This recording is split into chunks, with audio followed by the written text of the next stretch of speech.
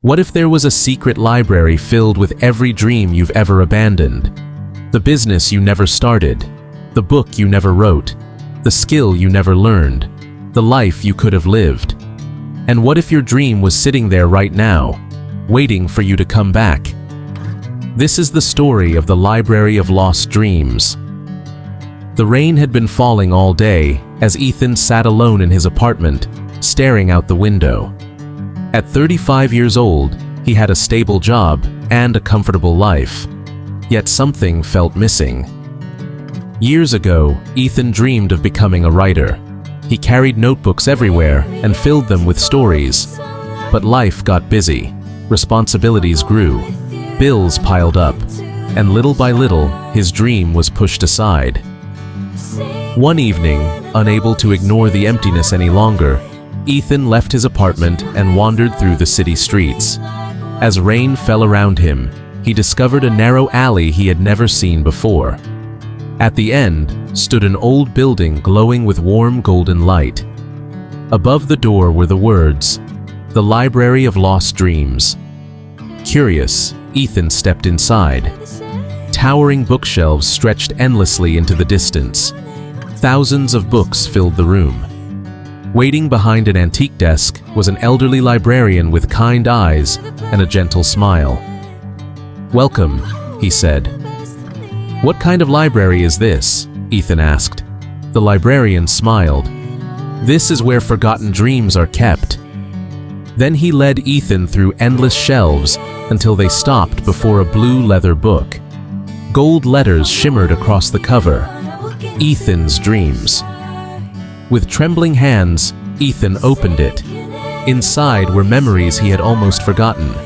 A young boy writing stories beneath a tree. Late nights filled with imagination, pages full of hope.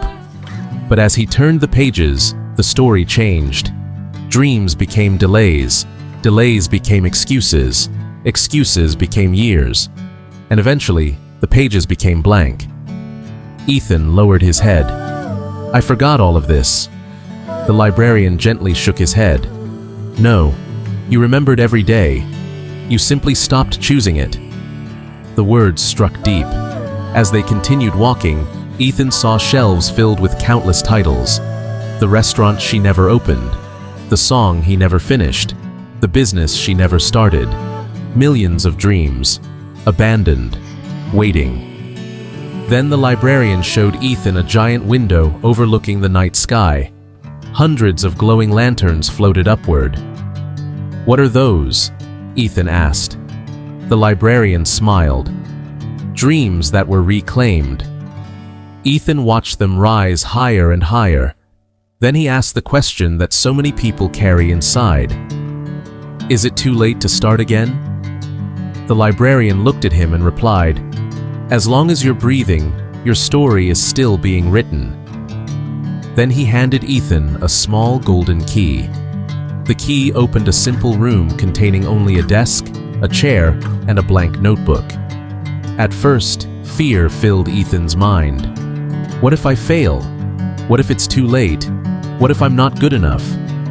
But then another question appeared. What if I never try? Slowly, Ethan picked up the pen. He wrote one sentence, then another, then another. The dream that had been sleeping for years finally began to wake. Days became weeks, weeks became months, and Ethan kept writing, one page at a time, one step at a time, until eventually he completed his manuscript and published his first book. But the greatest victory wasn't becoming an author. It was refusing to let his dreams stay in the Library of Lost Dreams. Because the greatest tragedy in life is not failure. It's reaching the end of your journey and wondering what might have happened if you had simply started. So, let me ask you one question.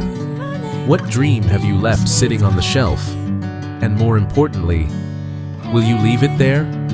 Or will today be the day you finally reclaim it? Because every dream remains a lost dream until someone decides to begin.